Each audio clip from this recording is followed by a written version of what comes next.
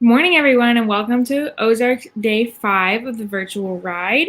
Thank you all for being here and for watching us ride today. We're going to go ahead and kick things off with the Ride Dead video.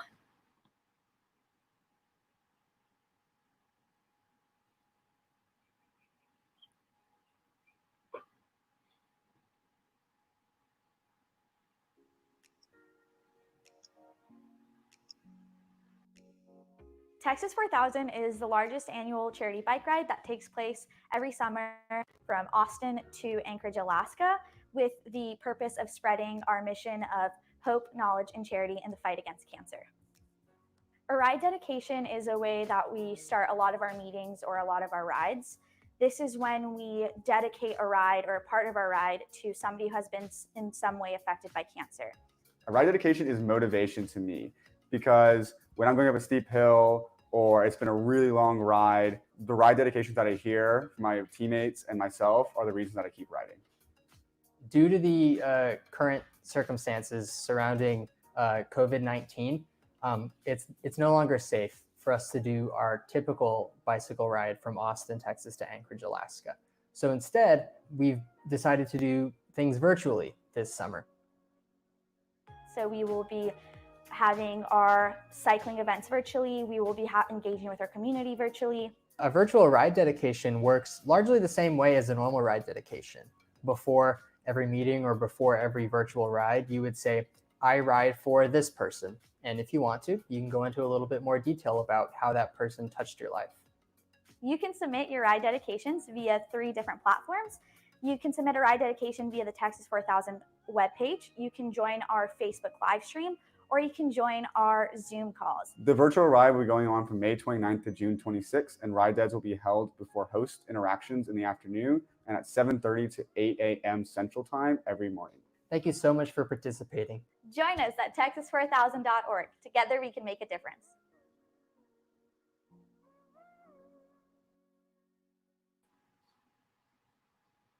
Awesome. Thanks for that.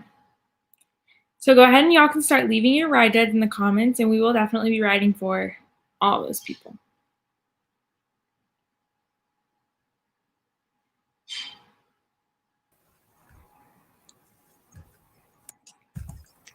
Good morning, y'all.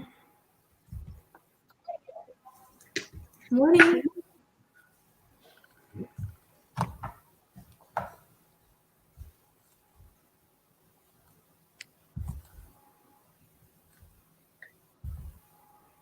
Oh, that's my ride dead. Yeah, I'm just riding for a close family friend. It's not cancer related, but he is one of the original reasons why I considered joining Texas 4000, and his birthday's coming up. So just thinking about him and his family.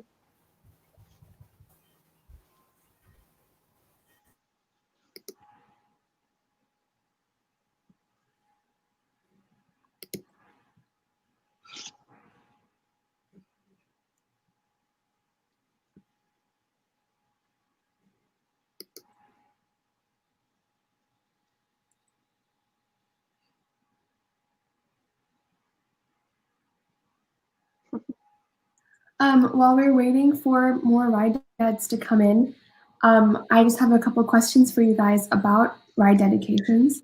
So I know a lot of us have our own reasons why we ride, and when we come to our own Saturday rides, we bring our own ride dedications with us.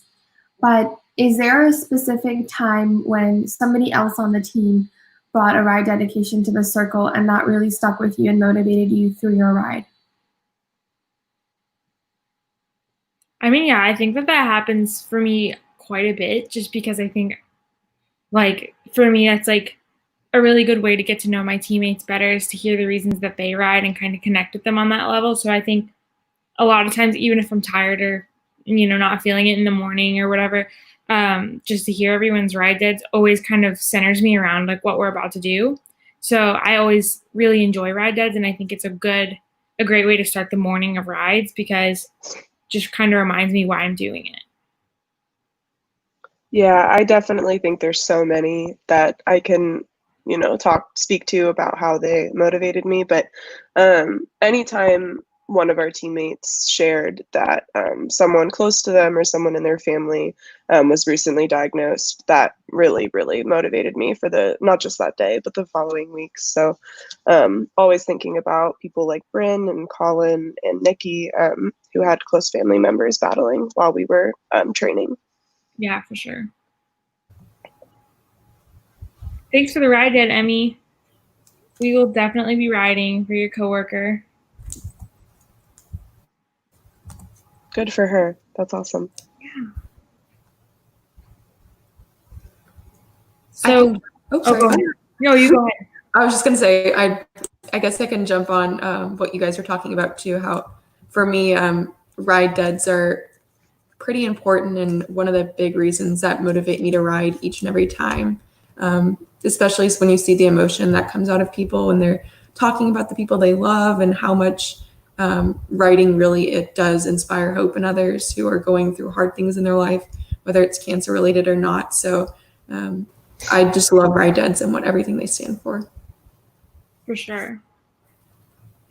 Yeah.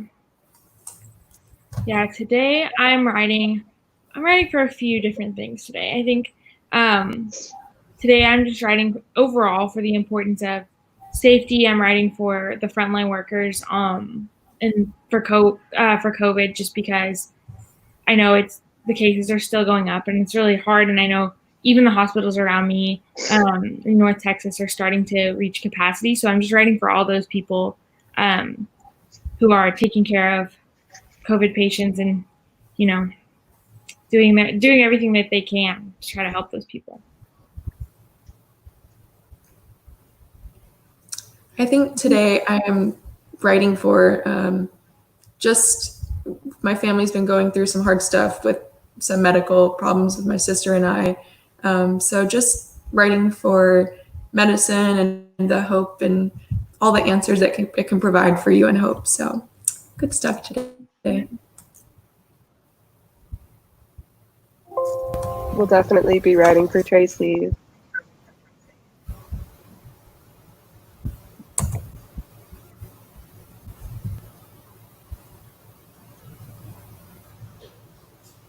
You're writing for your uncle as well.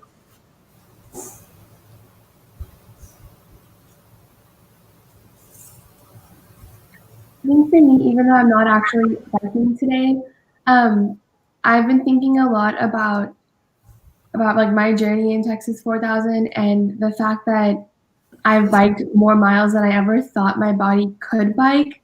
So like when I first joined T4K and really struggled with like onboarding workouts. And so I'm just riding for everyone who's like literally everyone on our team has supported me through some really hard rides and some like really like rough periods of time when I was starting to like not enjoy biking because it got really hard for me, and the people who just like kept pushing me to do better.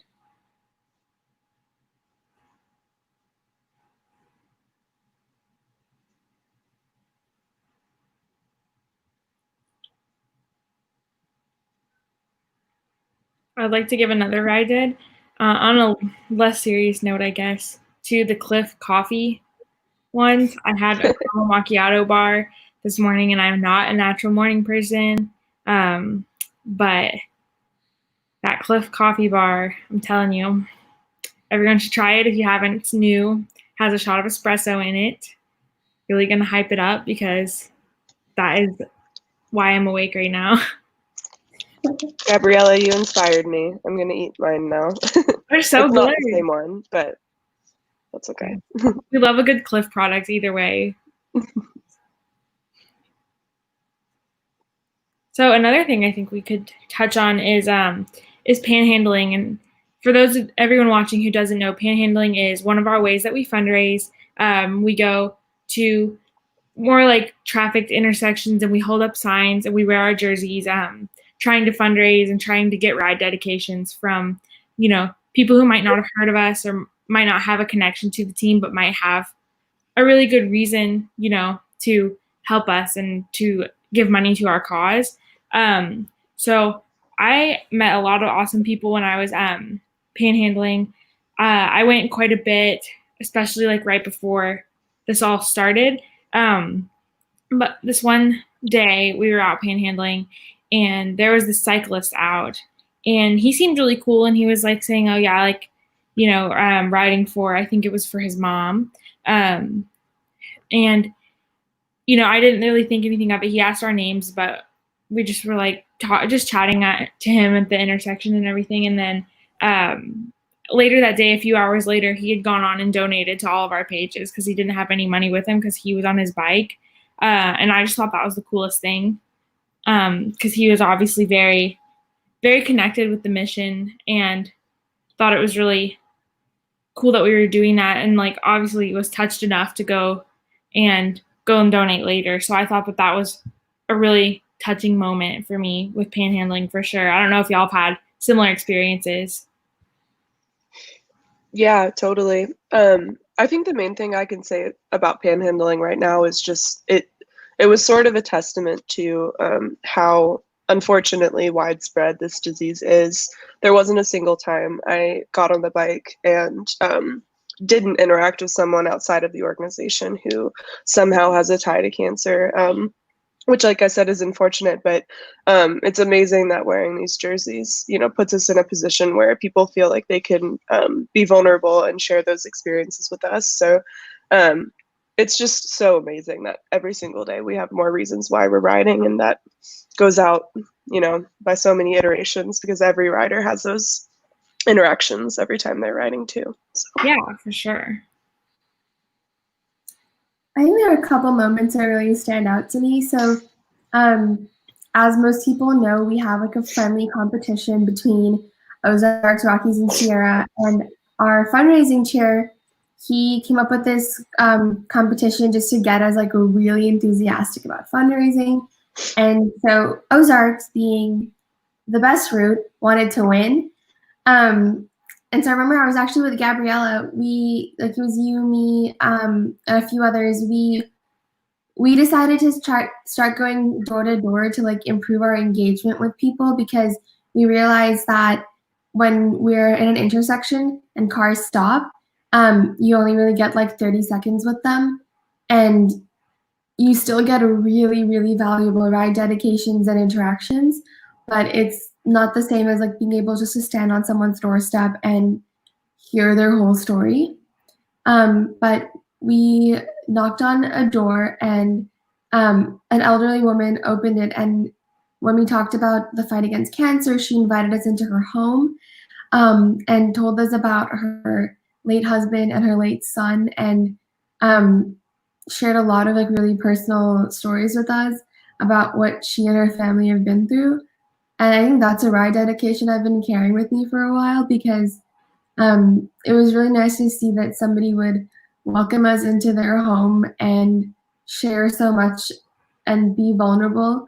And like Claire said, it's all because we explain that we're here to fight cancer. And I'm shocked by how many people's lives have been touched by it.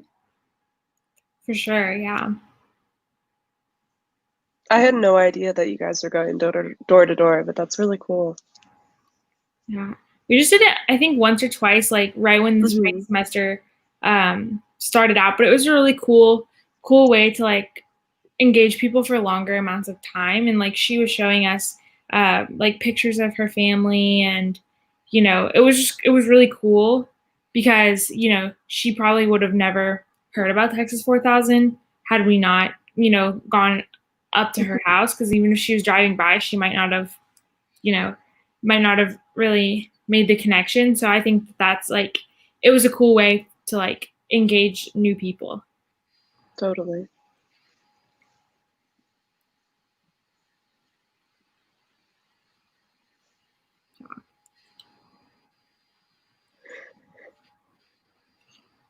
Bless you. Oh, sorry for interrupting you. Oh no, I was just saying bless you to Claire. Have your ride dads or like your why I ride overall changed since when you joined? Do you want to share a little bit about how your why I ride and like what has caused it to change? Yeah. So for me, I didn't have like a ton of super like direct, I guess, like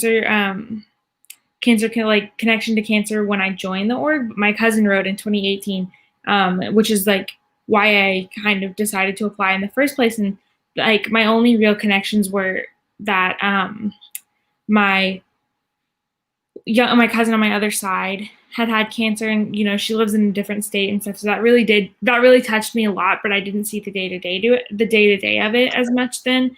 And then like also for one of my good friends' moms who had breast cancer, before I ever knew her. So those were kind of more distant reasons that I was riding. But then I don't know, the year starting in the like August of 2018, going until August of 2019, and even carrying over a little bit, was a really, really rough year for my family. So my grandma actually, she fell in August before I was in T4K. But then a few months after I had joined the org, she had like scar tissue on her whole right side from falling. But then on further examination, she found that there was actually cancer like breast cancer behind the scar tissue. So she had to have a double mastectomy to get rid of that. And so that was during my time in T4K. And then last summer, my uncle passed away in a cycling accident. So road safety became super important to me. And it already was, because I'm kind of just an anxious person anyway. So I'm always like really careful about that anyway. But that really made me super diligent about road safety. So those have now kind of shifted and become two main reasons that I ride, because they happened in my time in T4K, but they kind of were big events in my life. And then this past March, actually, my grandma on my other side passed away. So that's not cancer related, but that's just another person I ride for. So yeah, it's definitely kind of completely shifted.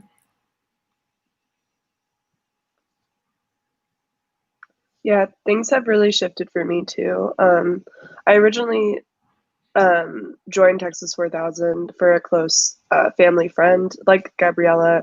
When I first started, I was lucky enough that cancer hadn't really touched my personal family. But I had a couple of close family friends who have had encounters with cancer. And so I was riding for Hayden and his mom, Janet. Hayden battled leukemia when he was in college and later on in life. And Janet was a very close family friend of mine, to me and my parents, I guess. So I was always riding for Janet and still am. And I also originally joined for a math teacher that I had who passed away while I was in high school. He had colon cancer and it was pretty aggressive.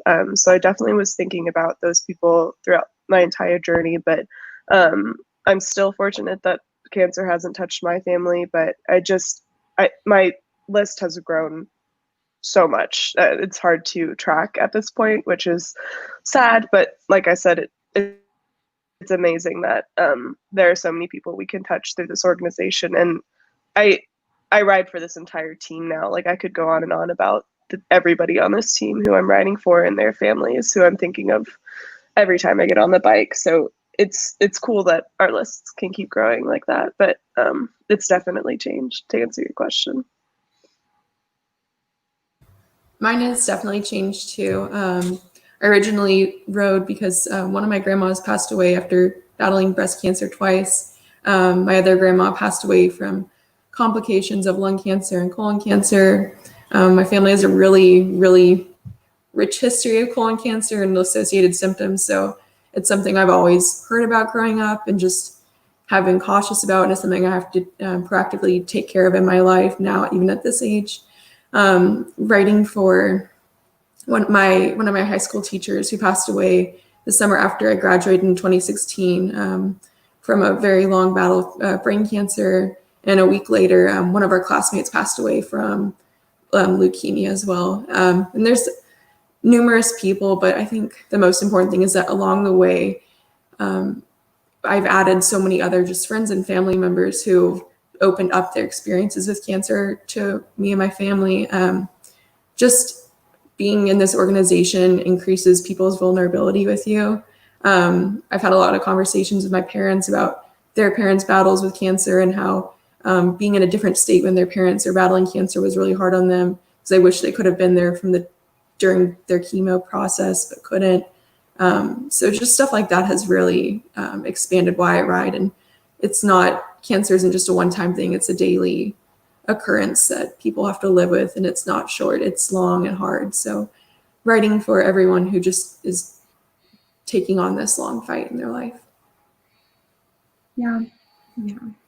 I think mine has changed a lot as well. I originally was riding for both my grandmothers, one who had breast cancer and one who had thyroid cancer. But similar to like Catherine's parents, my parents weren't really around for either of their parents when they were battling cancer, because one of my grandparents lives in India and the other one lives in Scotland. And so like we would only really fly back for really, really big things and like emergencies that were like shorter trips, I guess. But when I decided I was applying to Texas 4000 and like working on my application for it, my mom told me that my best friend's mom had cancer, and I didn't know that because my best friend never actually talked to me about that. I guess like our moms talked to each other though, and like finding out about that and hearing that she had like tongue cancer and had like a piece of her tongue cut out, and I actually just hadn't noticed that, and then finding out that another one of my friends, so like my mom, like it's a close family friend, she had like cancer somewhere in her abdomen. I'm not actually sure where. And I also like just didn't know what their family was going through until like a little later on. Made me also just like kind of wonder who else in my life might have been touched by cancer and like hadn't openly talked about it with us.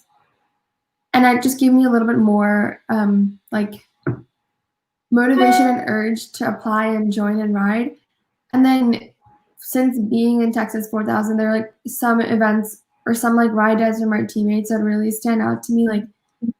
Like Claire mentioned, Colin's mom and Maddie's mom, and Bryn's dad. So that really did change why I ride. And I think as I've gotten closer to everyone on this team, carrying their ride dads with me really is like a big motivating factor when rides get difficult.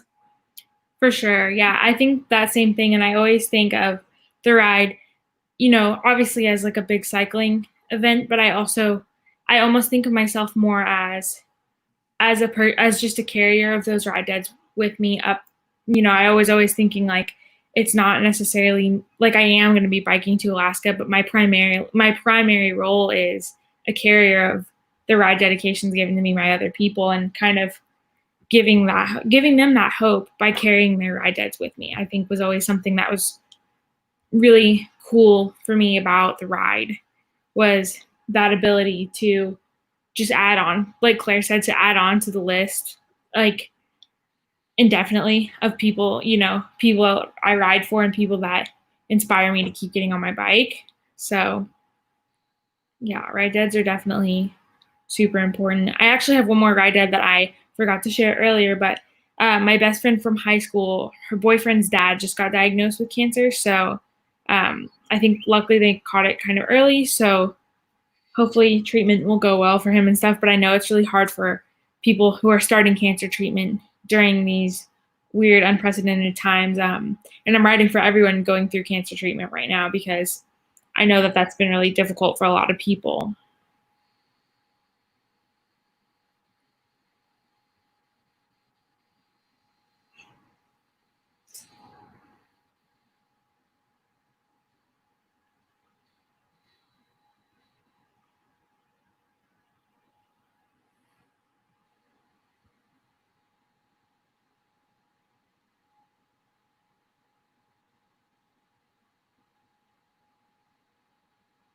I have another one I can give, or another two.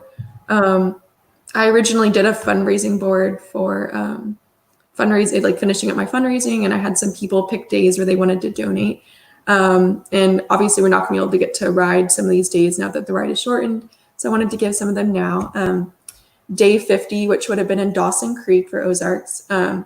This is for one of my best friends, her neighbor across the street, Mrs. Lee, Laura Lee. She's been battling breast cancer, and just writing for her and her strength over the years. And also writing for one of my mom's friends from when she was younger, Mrs. Lynn Stallings. She wanted to take day 16, which is actually, I think it was 2 days ago, in memory of her mother, Marilyn, who passed away from brain cancer. So just thank you to everyone who shares these with us and for continuing to just spread the hope and stories with us as well.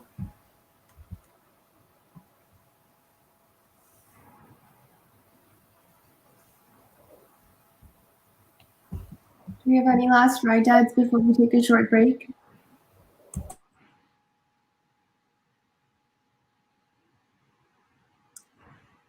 Okay, then we're gonna take a short break, and after that we'll be biking for the next hour.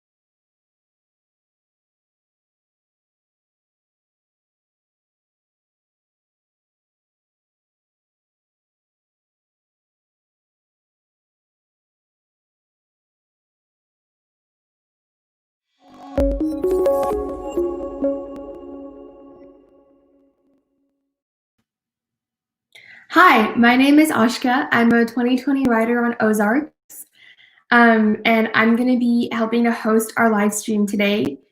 Today we have with us Claire, Gabriella, and Catherine.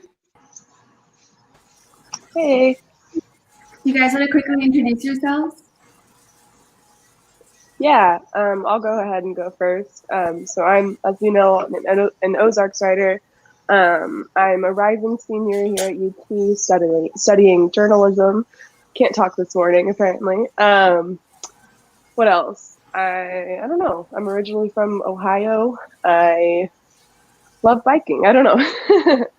What else there is to share.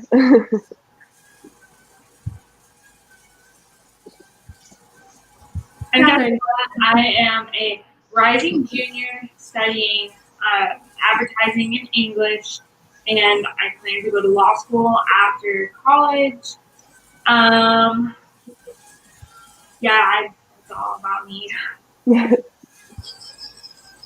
Hi, I'm Catherine. I actually just graduated from UT with degrees in public health, and I'll be starting my master's here in the fall for public health as well. I'm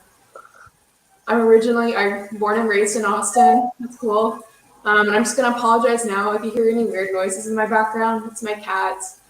The whole team. I have a lot of cats, so I'm sorry now. Great, thank you. So I thought we could start off with some questions about the very beginning of our time in Texas 4000. So for those of you who don't know, when Texas 4000 writers are accepted for us, it was the fall of 2018, which is, wow, a long time ago. The previous year, so that was the 2019 writers, organized this new writer picnic for us, and they did a really good job of assigning us bigs and happy people to mentor us as we transitioned into the org. Do you guys remember your new writer picnic and what it felt like to meet 80 or 90 new people? And any memories from that stood out to you or excited you?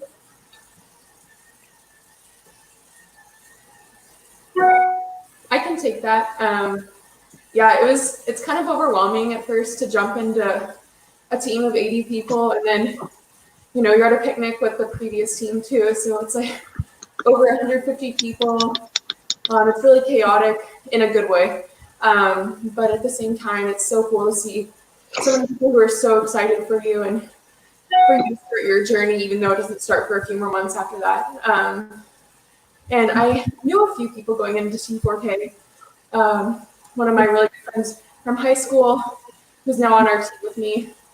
And then some other people who had been in my classes, and I know through UT, but going in not knowing a lot of people is kind of scary at first, but it's well worth the experience. Just getting to make at least 80 new friends. So it was a great experience, and I loved it all. Yeah, so I'm naturally a pretty introverted person, so the idea of that kind of stressed me out a little bit, I guess I'll say, the week before, because I was like, that is a lot of new people at once. Like, my Myers-Briggs type is saying, it's kind of like all the signs pointed like that's a lot of people at once for me. But right when I got there, I immediately felt comfortable with a lot of people and was able to just chat with everyone. And I remember we played the type of games you play at picnics and stuff. And it was really fun. So I was pleasantly surprised, especially given how introverted I am. Yeah, I kind of had a similar experience as Catherine and Gabriella, but I didn't know anybody going into T4K except for my roommate, who also ended up applying, which is funny. You guys know Shreya. But I was scared, I think, about meeting everybody, but I just remember being so taken aback by how welcoming this group of people was. And it just made me so excited for the following semesters to come and eventually the summer ride, just because I could see what we would be in a year from then. And that was really exciting just to watch everybody on 2019. And I think at the time they had just figured out their route. So they all were super excited about like breaking up into different groups. I remember Marlon, who was a 2019 rider, who definitely is a really outgoing person. And I think he was doing like backflips and stuff just to like get everybody excited about Ozarks. But I feel like that planted the seed too for me. I don't know why, but I remember just like always from then on, just always feeling a little closer to Ozarks. So that definitely was a big part of the picnic for me. That's great. Yeah. I personally loved the picnic because even though it was a bit overwhelming to see like 150 people, like one of you said, I felt like I was so supported and I was going to have this huge family to bike right by my side for the next 2 years of my life. And that is really what ended up happening. I'm so glad that we all have had this time with each other. Yeah. Of the fact that it has been almost 2 years since we started applying for T4K, I wanted to talk a little bit about the onboarding semester and the fact that, like, if you guys wanted to share during the onboarding semester, like before we got our bikes, there was a lot of things that we were doing to uphold the mission and to prepare ourselves. Maybe Catherine would like to start by talking about the importance of the onboarding semester. Yeah, so the onboarding semester is a really integral part of your T4K experience. That's when you're really getting to understand the deep details behind the organization, our mission, how we function as a leadership development organization, and our impact in the Austin community, in the cancer community, and UT as a whole. So during this semester, during that semester, I guess the last spring, we had to volunteer 25 hours or minimum.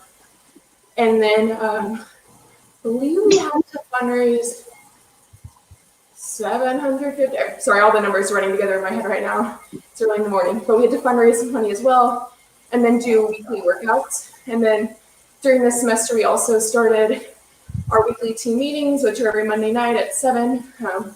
And that was a big adjustment for me personally, getting in and going to those meetings every night, or every Monday, which get kind of long, but at the same time are so informative and so helpful that you love every minute of it, and you love being with people who are of the same mindset and are oriented towards the same mission as you. So the onboarding semester is it's hard, but it's very, very rewarding. Just like every semester in T4K is slightly different depending on level of activity and you're doing, and whether it's very fundraising or volunteering or physically taxing. But in the end, it's all also worth it and also helpful. Thank you. Yeah. Gabriella or Claire, would either of you like to share your onboarding experience? Yeah. So I remember onboarding as being a very informative period in T4K because, like I said, I didn't know that much about the organization before I joined, and so we really just on the Monday night meetings, as Catherine was mentioning, that was really our time to learn about T4K and learn about the history of the organization, about the founder, Chris Condit, and how everything got started, what each year looked like, how fundraising grew year by year, how safety was more important year by year, just how this org really came to be what it is. And so I thought that was just a really great way to start in the org. I mean, it makes the most sense, of course, but it was really cool to be able to learn more about the history behind everything. Sorry, I'm like already out of breath. But I also remember it being a big push in the worlds of fundraising and volunteering, again, as Catherine mentioned. So it was a lot of the back end work.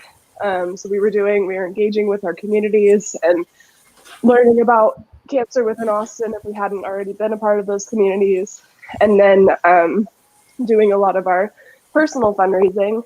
And so I call that the back end stuff just because the cycling is the part that everybody really sees. But yeah, it was a lot of that work. Yeah, for me, I remember mostly the volunteer events were like the most memorable part of onboarding to me, because I think that was like the first time we really got to, because at Monday meetings you get to interact with people, but it's also like you're there to learn about the org and hear information. So you're not interacting with as like big of a number of people, just really the people around you more.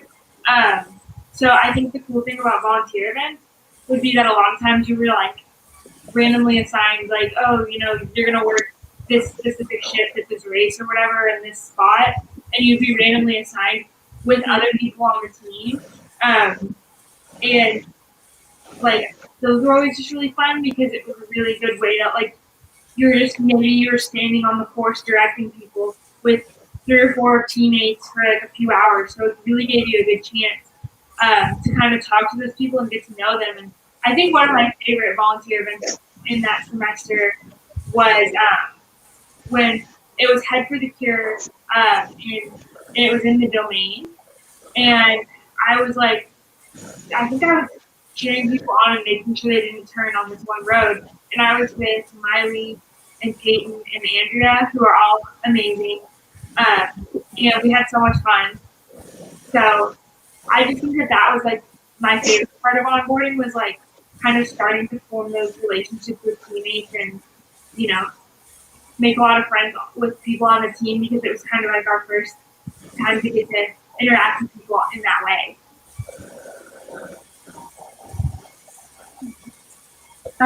Thank you for checking in with us, Ellen. And Ozarks. Just to quickly respond to a few other comments we got in the live stream.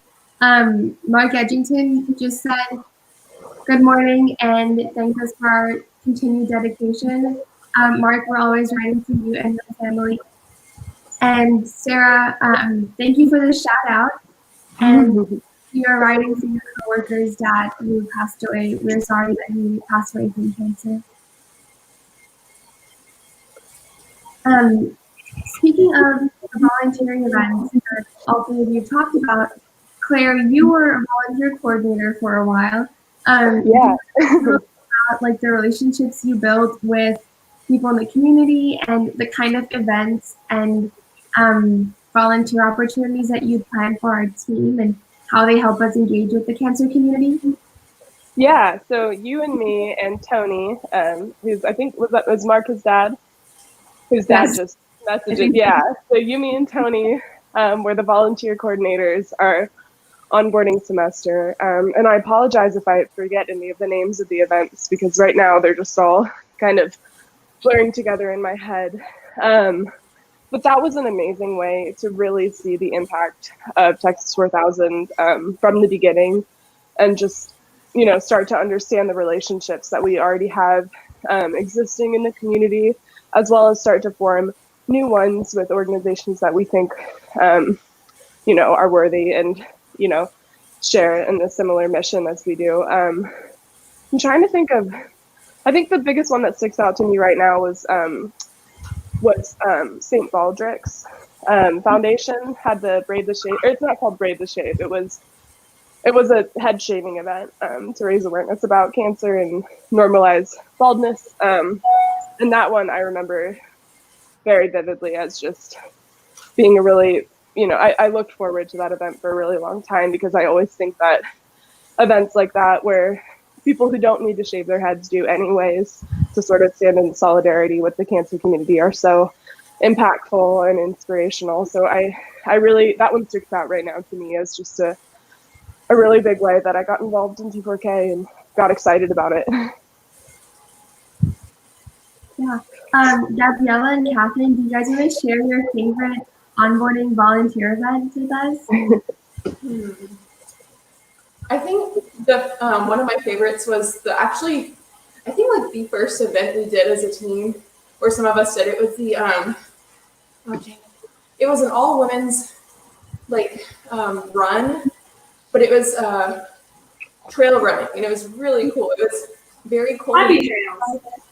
And it was early in the morning in Dripping Springs, and I'm actually from like the South Austin, Dripping Springs area, so it's a short ride for me, but kind of long for everyone else. And I didn't know many people there, and I'm kind of like Gabriella said, I'm a very introverted person myself, and it takes a little bit to know me, so I was very hesitant, like just to be by myself. But then I ended up standing with one of our teammates, Mary Grace, at one of like the run checkpoints for like 3 hours, where I just sat there with her, stood there talking and like cheering on runners the whole time. It was super fun, even though it was very miserable weather, but like watching those women just get through the creek beds was very inspiring and amazing. And then my other favorite would probably be the LBJ 100, volunteering for that. Again, it was a very, very cold, randomly cold morning for volunteering. But I believe I was at mile 26, the ride, and it was so amazing to see everyone. And everyone knew about us and took the time, even though they were trying to finish the ride. They take the time to talk to us about T4K and our experience in biking. And it made me super excited for our experience to come. And we got to talk to Lucy Baines Johnson, LBJ's daughter. It was a very, very cool experience for her to know who we were too, and just to get to talk to people who were very invested in our success as writers. So good stuff. Yeah, I think my favorite was probably Head for the Cure. Like I said, that was just really fun, and I thought the cause for that was really cool because it's for brain cancer. And so I thought that was really cool. And then I know this is not a popular opinion on the team, but I actually liked Bevo Man and I had fun. I don't know. I don't think a lot of other people share that opinion, but I thought Bevo Man was not so bad. Nice, yeah. You know, there were some really fun parts about Bevo Man. We didn't really know each other very well at this point, and we had to be at Pace Bend Park at like 6 a.m. and it's an hour's drive. And so we decided to go the night before and camp. So one of our teams has like a 12-person tent, and a group of us, again I repeat, like did not know each other, made a group chat and decided to go camping together. And so there we all were, like awkwardly driving out there, like not speaking in the car because nobody knew what to say. And we went to Grayson's parents' house to get a tent, and I was like, wow, this is super awkward. Like, I don't know him, and now I'm meeting his parents. And then we went out there, we pitched a tent, and we all got in our tent and just bonded. And I think, like, Bevo Man was really cool because everyone who was out there, I just think, like, people have mentioned that they have an inseparable bond for life over that one volunteer event. And I think that even though it was really cold out there and we were not having fun some of the times, it was really cool to see our team come together that quickly and that strongly. Yeah, I did not go on the camping part of that, but because that's on being introverted, but I really thought that was like a lot of fun. I should have done camping, but I just remember it being really cold, and I think I was wearing like 3 pairs of pants and like 2 jackets because everyone who was on the earlier shift in the morning, because I was on the afternoon shift, and everyone there early in the morning was like texting me and was like, wear extra layers. So I was like really bundled up, which I think really it saved my fingers and toes because that was a cold day. Yeah, Ashka, you saved us on that day because you called me and you were like, bring layers for everyone. So we threw like so many hoodies into the back of the car because you gave us a little bit of a heads up. Yes, the heads up was nice. I looked like kind of like the Michelin Man in a lot of the pictures from that day because of all my layers, but I appreciated the on that. I'm glad you guys stayed warm. Gabriella, I have a question specifically for you, our NPR queen. So lately, Texas 4000 has been doing a lot of work to try and engage with communities through social media and through other like online platforms. Gabriella, you've been doing a lot of work up front and behind the scenes to make this possible. Can you share a little bit about what NPR does and your experience with that? Yeah, so I I don't know, a big part of NPR, even before the ride was virtual, was how do we reach the most people in the most efficient way. And so I think it was kind of creating these unique contact points for people, whether that be through our stories or our posts or, you know, announcing events that we had coming up so that people could see us in person and sharing pictures of panhandling and stuff like that. So that I think we were engaging kind of our on-screen, like, or kind of activating an on-screen engagement and an off-screen engagement. But with the switch to virtual, it's been that much more important to use social media as kind of that main platform to connect with the people that we ride for, any potential donors or potential sponsors. So I think what we've been doing a lot on social media is we do a lot of highlighting our riders and sponsors, post a lot about our upcoming events, and also posting cancer facts on our story to kind of spread that pillar of knowledge. Also, a really important approach with social media to make sure that we're balancing three pillars: hope, knowledge, and charity, and conveying our message across all three of those. Because they're kind of our foundation as an org. So I think it's really important on social media to convey the values that we hold as an org, and I think that's really what we've done with the social media. And everyone else who works with me on it has done a great job as well of kind of helping you with that vision. Thank you. Why don't we take a few minutes to switch over to Zoom and check in on the rest of our teammates who are currently riding. Hey guys! I think it takes a few seconds for them to realize that they are live. But here we have Lindsay Leach, Colin Schroeder, and David Wu, who are all also on Ozarks, obviously.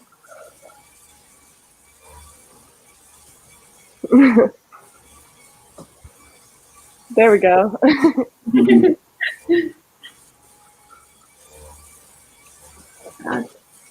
I was really excited to share a tent with Lindsay this summer. She's just this really bright and fun and positive person who I once rode with her when I was really struggling on my bike, and she knows that I'm a horse girl deep down inside, and so whenever we would go past farms and stuff, she'd start calling out the horses for me, and that just made me really happy and I'm excited to keep biking to see more horses. That's awesome. And Lindsay and I also rode together in the middle of the night for a 24-hour event that we did. Would any of you guys like to talk a little bit about the 24-hour kickoff event that we had a few weeks ago? Oh, yes. So Catherine and Emily were actually visiting me in North Texas during that event. So we signed up for back-to-back hours, and it was really fun because we ordered pizza, and then we're, just hanging out, doing our relay, and it was kind of like we had the reward of the pizza to get us, through the hour of riding. But it was really fun to all be there and do it together. It felt kind of like back to at least a little bit normal. Yeah. Yeah, I was able to be in the sort of kickoff hour at 11 a.m. on the first day of the ride. And so there were some technical difficulties, we didn't have music, which was a little bit of a struggle. And it was my first time on a trainer. But it was definitely so fun to keep checking in throughout that day, every hour, and just cheer on everybody else, especially the people through the middle of the night. It was a really cool way to kick off our virtual ride. Yeah, I agree. I was very thankful to get to spend it that time up with Gabriella too, and I'd say the three of us are pretty much night owls, so we kind of took some of the later shifts, and it was fun being up for that, and then getting to watch on this Instagram live for the really late hours to see our teammates there at 3 a.m. just pedaling along on their bikes and having fun. So even though we couldn't be together for all of this, which was hard and a loss in a way. Getting to see everyone virtually, still doing this big kickoff was so important and helpful for all of us. Thank you for sharing that. Yeah. So unfortunately, the people who are biking cannot respond to us right now, but I wanted to ask some questions about biking. So personally, when I'm riding in the mornings, I like to eat a really small meal and then bring food with me. What is your like morning food ritual or like routine before Saturday rides? Ooh, I've got this. Okay, so I always eat 2 packets of apples and cinnamon instant oatmeal. I set them out the night before, and it takes me like 2 minutes to make in the morning, and then I let it cool while I'm getting ready, and then have to eat it really quickly because I'm usually running late, but pushing it. And that I'm the same way where I have to eat in the morning, but I also can't eat too much because it doesn't benefit me while I'm biking. I get really sick. So having that like very carb heavy, but also not too dense of a food is my favorite way to start a ride. I didn't do it this morning, but I'll have some after I finish today. Yeah, I did the same thing. Shreya is a Rockies rider. She's my roommate right now. But we got in the habit of sharing a packet of an instant oatmeal every Saturday because I think we both just don't like to eat a lot before rides because it'll upset our stomachs more than it will make us feel ready to go. So I typically would have a little bit of that oatmeal and then CLIF bars on hand throughout the ride. Yeah, I actually also eat oatmeal. I love this for us that we all have the same breakfast. I would always have a bowl of oatmeal and then I would drink like juice from Central Market because they make really good flavors, and I would drink like the apple carrot beet flavor from Central Market. It was really good, and it also like had natural like vitamins and stuff, and it made me feel energized because I really like coffee, really big coffee girl, but cannot have the dairy before the ride. Don't think it would have gone well. So, yeah, the oatmeal is good for the carbs and the juice for the energy. Literally, the night before rides, I make it so I have to do 5 minutes of work max in the morning. Like I pour the oatmeal into the like bowl, so all I have to do is like add the water in the morning.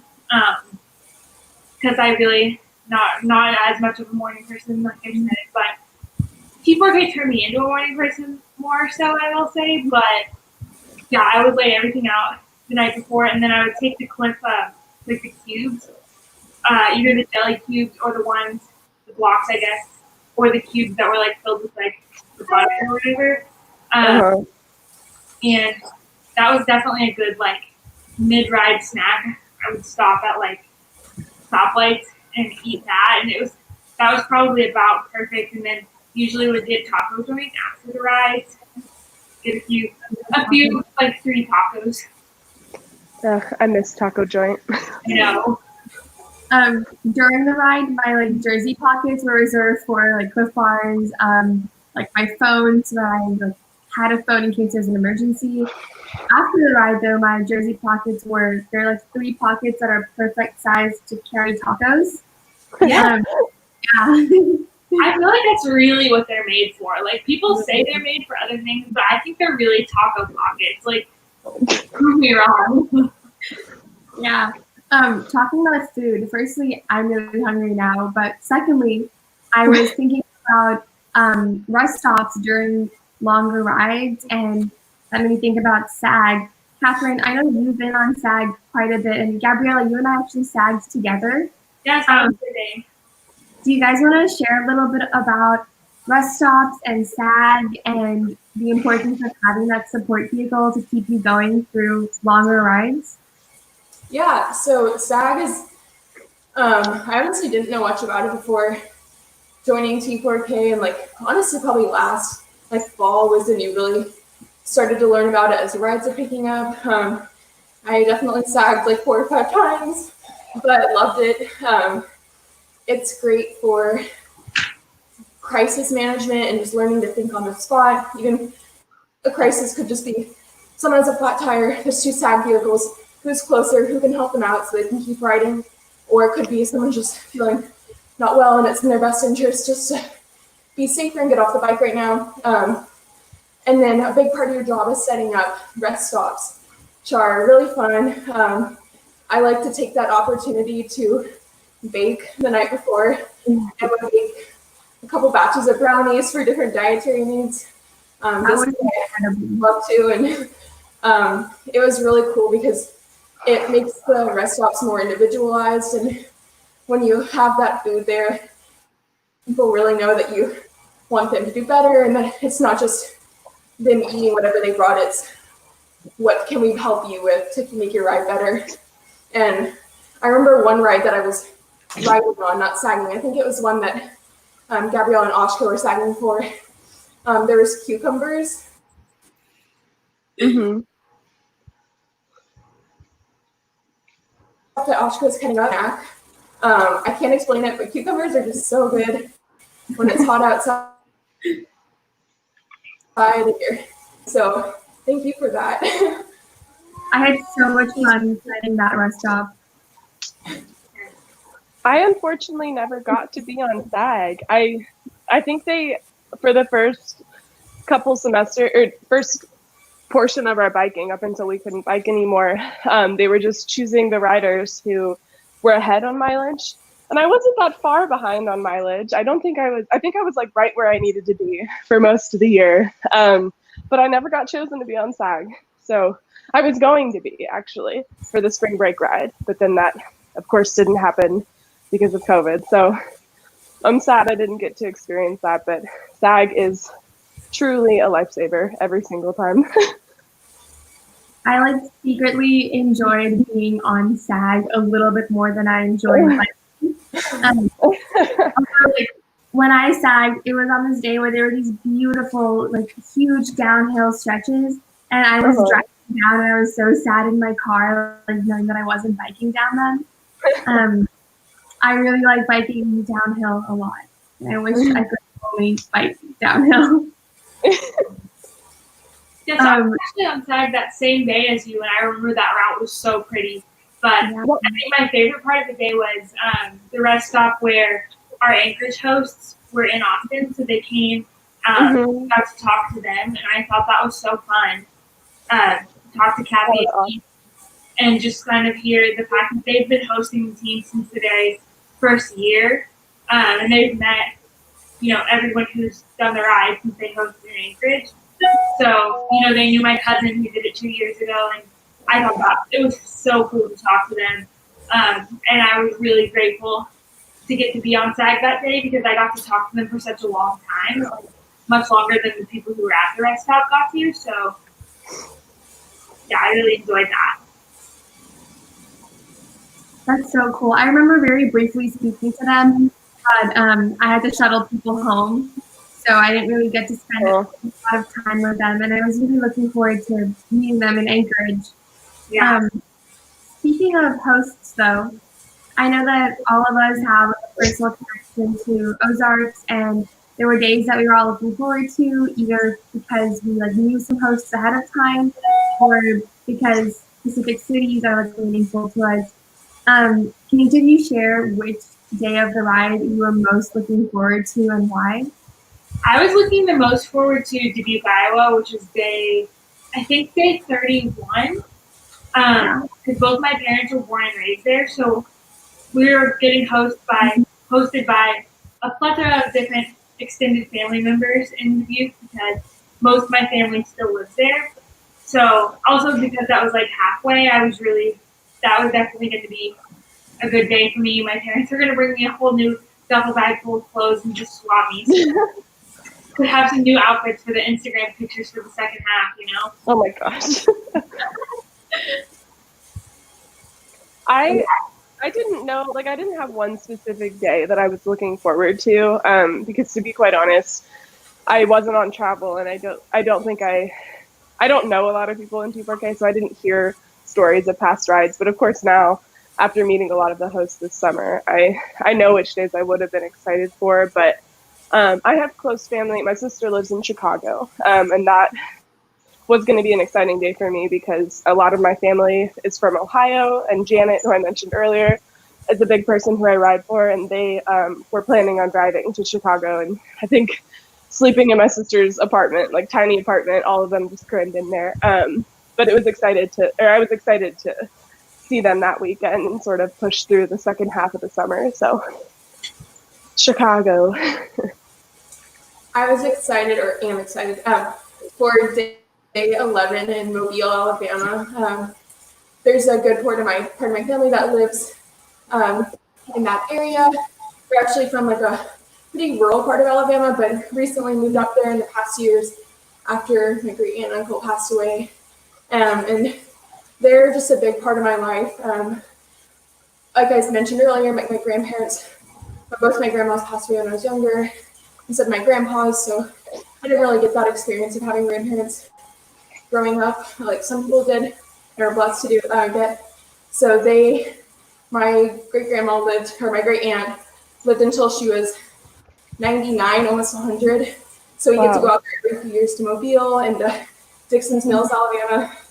And I just love her so much. So getting to see that side of the family was really looking forward to seeing all of them again. They don't get up there that much anymore.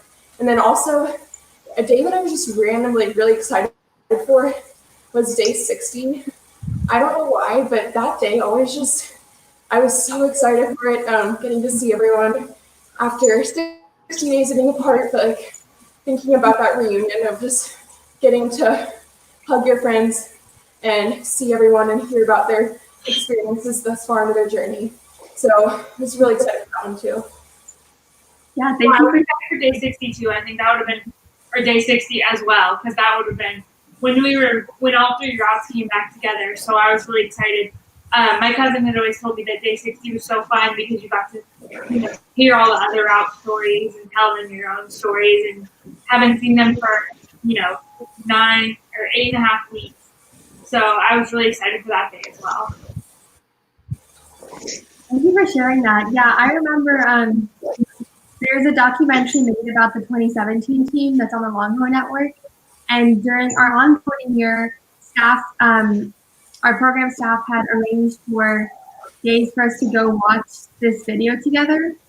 And I remember being excited, but not really expecting to walk out with wet tissues in my hands like I did.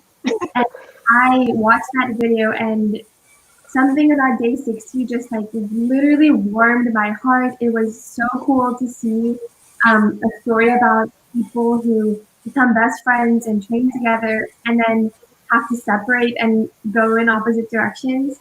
Quite literally, because Ozarks goes in the opposite direction. And we all get back together at the end.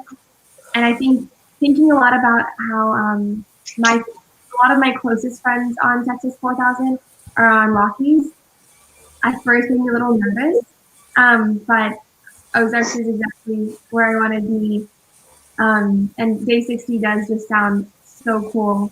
I am kind of happy that we never have to leave each other, though, on 2020. Speaking of the specific routes, Ozarks, Rockies, and Sierra, can you guys share whether or not you pressed Ozarks? For those of you who don't know, the riders do get to have some say in which route they go on. And if you did pref Ozarks, why Ozarks? My cousin actually did Rockies, but I had a ton of family on Ozarks, so I prepped Rockies and Ozarks equally as number one because of family connections. But ultimately, I had a lot more connections and a lot more family connections to Ozarks. And we were really fortunate to be able to go to Iowa for the first time on Ozarks. So, yeah, I always felt a connection to Ozarks because like I said earlier, with the picnic, there was this energy that came with the Ozarks group that I noticed right away. But I know that all three of the routes are mission focused in their own ways, but I was always most touched and most struck by the way that Ozarks is mission focused, in that because it goes through the most cities, this route, the riders get to visit the most hospitals and speak with the most cancer centers and cancer patients. And for me, that was something that I wanted to do during the summer and was something that I really looked forward to, and I thought would really make it a valuable experience for me and remind me of why I'm doing this every day.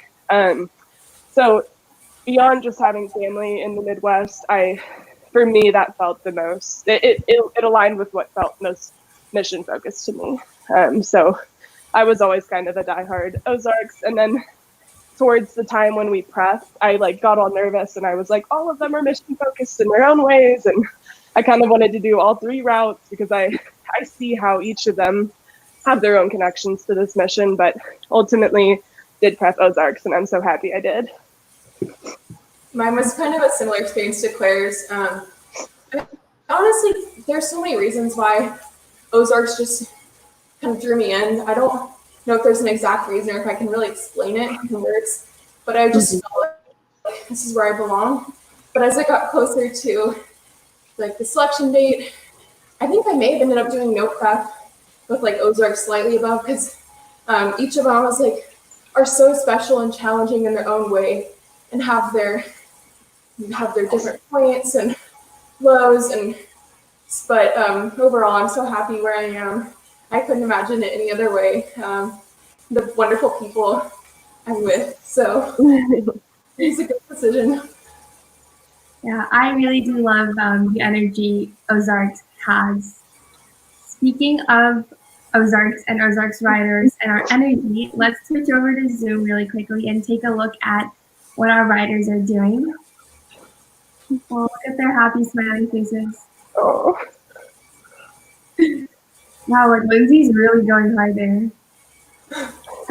I know, Lindsay was on the live stream with me last week as one of the hosts, and she was just going after it. And I don't think I could talk if I was biking as hard as she is.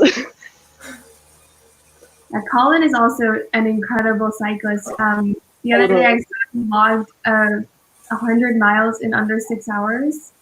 Oh my gosh, I saw that. I was so impressed. Me too. Yeah. Sorry, say that again, Catherine? Oh, I don't know if you guys look at, we use this app called Strava to log a lot of our workouts. And I just like to go on there and look at people's activity. And Colin is on there so often. He goes on a stationary bike or outdoor biking every day. And it is so inspiring. I see that sometimes and I'm like, oh man, okay, I can do this. I can go, even if I'm not feeling it. So, thankful for teammates that keep me motivated to keep going even on the hardest days. Yeah. I love biking with Colin because he really makes an effort to keep our group really closely together, and he's very conscious of safety. And he's also a very strong biker, but he will go slow right beside you and help you through the hardest parts of the ride. Totally. Colin is inspiring for many reasons. He's an awesome teammate. He is. Can't say enough. I just want to take a quick second to shout out and thank our presenting sponsor, Abbott. Abbott's a medical technology company, and they create products that help the community lead healthier lives. Chris Condit, who's our founder at Texas 4000, currently works at Abbott. And next week, we're going to have a few opportunities for the teammates and for community to get to know Abbott a little better and talk to us. So we're really looking forward to that, and just want to thank Abbott again for helping us make this ride here possible. I think since we're nearing the end of our live stream, one of the questions I've been wanting to ask our teammates is, what are you going to miss most about being in Texas 4000 when the virtual ride ends? Oh gosh. So much. Oh, sorry. No, go ahead, Catherine. Let me think about this. Honestly, one of the biggest losses for me from not getting to ride, but then also when the virtual ride ends, is not getting to see our teammates regularly. unless it's scheduled. It's hard not seeing. We haven't seen some people since, mid-March, and these are people that you saw like several times a week, several hours a week. There's some people that I saw in meetings 5 out of 7 days of the week, and it's just been weird not being able to see people in person and have conversations with them. So that's going to be, I think, a hard thing for me, and what I'm really going to miss is that genuine in-person relationships. But hopefully as we move into the next school year and are able to meet up and see each other and share experiences with each other. Yeah. Oh, go ahead, Gabriella. I was just gonna say, yeah, kind of similar for me, just like missing the people on our team. So I'm actually gonna be riding next year as well. But I think I'm really just gonna miss like the people on our team because we've had such a special bond. So yeah. Yeah, I think this year is unique, obviously for many reasons. 2020 is an odd year. But especially because Texas 4000 is this organization that rests on this one cornerstone event that is the summer ride. And so being the first year to be fully prepared for the ride and then not do the ride puts us in a really unique situation. But I think we all know that we made the safe and the right choice. But it is sort of this period of loss and mourning for the experience we were supposed to have and the experience we were expecting. But I'm just thinking of a lot of our teammates so I think quite a few of us have the opportunity to defer and ride next summer. But I'm just thinking a lot about our teammates who are moving on to grad school in different states or just moving on to different things and cannot close this chapter in the physical way that we were going to this summer. So I've just been trying to do my best to remind myself that this is the safe choice and the right choice. And obviously our own experiences are not, fighting cancer is our primary concern, obviously. So I don't know, I'm trying to remind myself what's important, but it is this weird period of mourning for sure. Yeah. I absolutely do relate to that. On a more positive note, though, is there a specific memory with like another teammate or with a ride group that really stands out to you from like the few weeks right before quarantine started? The very last ride sticks out in my head a lot. I'm so happy that it was, at least for my group, and I don't want to speak for everybody, but I think for most groups, it was a very positive experience. Our last ride was 80 miles, and we went to a Buc-ee's in Bastrop. So we went south, and it was a very flat route, which was refreshing, as some of the rides right before that were not flat at all. And so some of our groups whizzed through this ride in like 6 hours. Other groups took their time, and even though it was a bit colder and rainier than some of our rides had been around that time of the year, it was still a really great ride. We were on these big open country roads with like free range dogs that were kind of just like running along with us, which was problematic but also fun. But yeah, that last ride was really just a great way to be the last thing that we got to do, because it was such a positive experience for most of the groups that we saw. But Yeah, that last ride really stood out for me as well. It was just a really, really good ride, really good route. I loved my group that day, and I also had a really cool experience while we were in Bastrop in the kind of like the town square area. We were stopped at a stoplight, and we were all a little bit like, it's cold and raining, like we're just going to try to get back as fast as we can. But this family who was walking around in Bastrop like stopped us and asked us who we were and what we were doing, and then asked all of our names. And as we were like leaving past the stoplight, they were like walking along next to us, like yelling all of our names and cheering for us, which is really, really cool. So, that's awesome. Yeah, I agree. This honestly, I think I loved every single ride. I don't think I ever had a ride where I finished it and wasn't just so grateful that I went on it. Even though I hate cold weather, but the cold ones, they warm up. The hot ones, used to the heat. And it's really the people that make the rides meaningful and worth it. And just, sometimes it can be really hard with bad hills or crosswinds, and you're going to be holding on to your bike for dear life. But it's all worth it and it's all fun. I did a lot of riding with teammates who lived in Austin over winter break. And that was really fun because we would just go out there several times a week and ride the Round Rock and get donuts. And that was a really cool bonding experience too, of getting to see your teammates over that long extended time. So good stuff. Catherine, I love what you said there about like, no matter how hard the ride, you never didn't want to go on it. After you were done, you didn't ever regret it, because I totally know what you mean. I'm thinking about, I don't remember I think it's Lime Creek is what it was called. The 75 mile. That one. Yeah. The 75-mile ride, right before, the week before Bastrop. But that ride was the worst ride I had experienced, because I don't know, there were just a lot of big hills. And it was the first time that I had a full breakdown kind of on the bike. I had to stop and kind of regroup.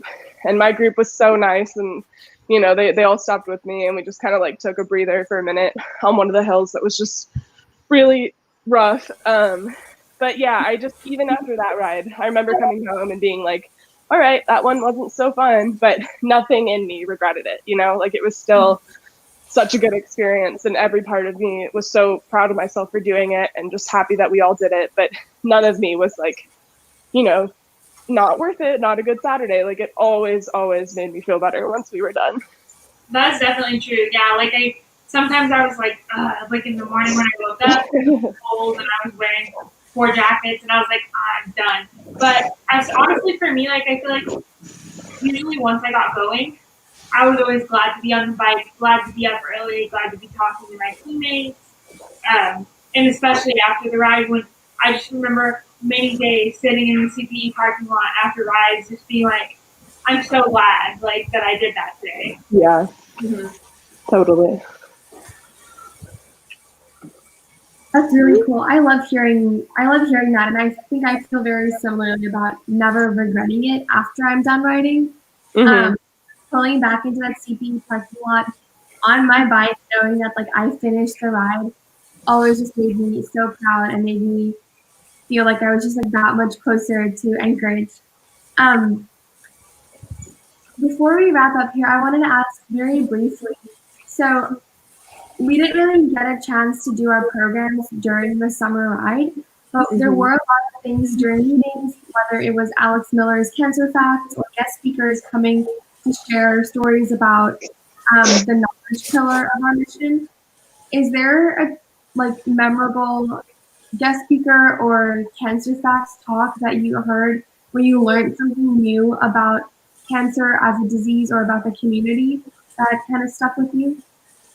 I really liked when the people from Livestrong came in and talked to us, because they kind of enlightened me about a lot of statistics, especially about cancer in people our age, because I guess I just didn't realize that there's not a lot of ways for this people to get treatment because it's not as common. So I thought that was very informative, and I also really liked visiting MD Anderson and getting to tour their research labs and stuff. I thought that was really cool, and I'm not a science major, so I was like, wow, I feel like I'm surrounded by so many really smart people right now. But it was really cool, and they explained it in a way that me, a communications and liberal arts major, was kind of like, okay, I kind of get it. So I thought that was really cool. Yeah, thank you for sharing that. Yeah, I don't know if I can think of one. I guess one of Alex's cancer facts that stood out to me was just learning about, well, I don't know. there were so many things she shared. Alex Miller is our programs chair, and she is also on Ozarks. And she's going to get her MD PhD this fall in Houston. And she is just going to be a wonderful doctor one day. And she is so passionate about cancer, specifically brain cancer, which her mother suffered from. And so always, I mean, it just brightened up my day every time Alex came up to talk about different, immunotherapies or different forms of treatment that are more experimental. Like, she was just always teaching our team so much, and still is virtually this summer. So I don't know if I can think of just one, but Alex is the best. I loved when Lizzie and Brenda came in from Be the Match. I think I know before that I had a lot of misconceptions about bone marrow transplants and that whole process and being on the registry, and getting to hear about that in person and getting to hear about the experience that we had about being on the registry and her experiences with cancer really impacted me, and kind of just not just learning about cancer and treatments, but also seeing someone our age go through something so unimaginable, and yet she's still there with so much hope, and fighting every single day. And I know we're all writing for her every day because of the strength she showed in her life. So I know that was a really big one for me personally. Thank you guys so much for joining this call. I think just to wrap up, let's go back to the rest of the writers, and everyone can wave goodbye. I had a really great time hosting this call with you and hearing about everyone's experience in the past 18, 19 months that we've all been in this org together. Thank you, Ashka. Thank you so much. Thank you, Ellen. Thank you so much, Ellen. Austin's family has been on a lot of these live streams, and it's so awesome. Yes. Bye, guys.